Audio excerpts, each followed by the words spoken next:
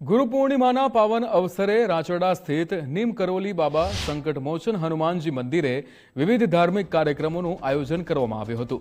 વહેલી સવારથી જ ભક્તિમય વાતાવરણ વચ્ચે 111 અમૂલ દૂધની બોટલો જરૂરિયાતમંદોને વિતરણ કરવામાં આવી હતી।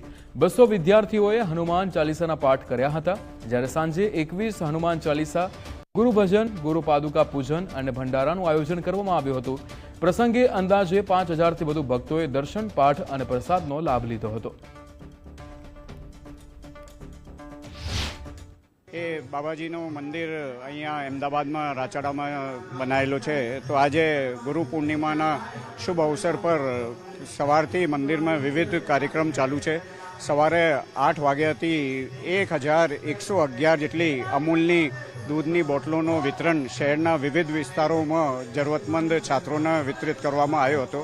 પછી બપોરે 11 વાગ્યા 200 જેટલા સ્કૂલના વિદ્યાર્થી આવીને અહીંયા સામૂહિક હનુમાન ચાલીસાનો પાઠ કર્યો હતો।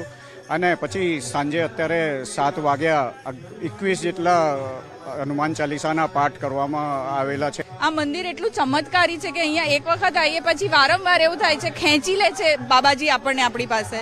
આજે ગુરુ પૂર્ણિમાના દિવસે સવારથી એવું થતું હતું કે આપણે બાબાજીના દર્શન કરીએ, હનુમાન દાદાના આપણે દર્શન કરીએ।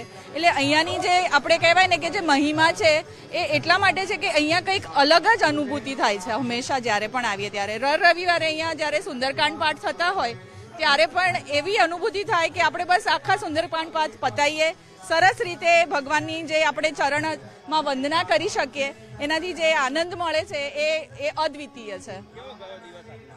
દિવસ તો હંમેશા સરસ જાય, બાબાજીની કૃપા રહે, હનુમાન દાદાની હંમેશા અમારા ઉપર કૃપા રહી છે। આ મંદિરથી સાથે જોડાયા પછી હંમેશા એવું લાગે છે કે કોઈ આપણી સાથે છે।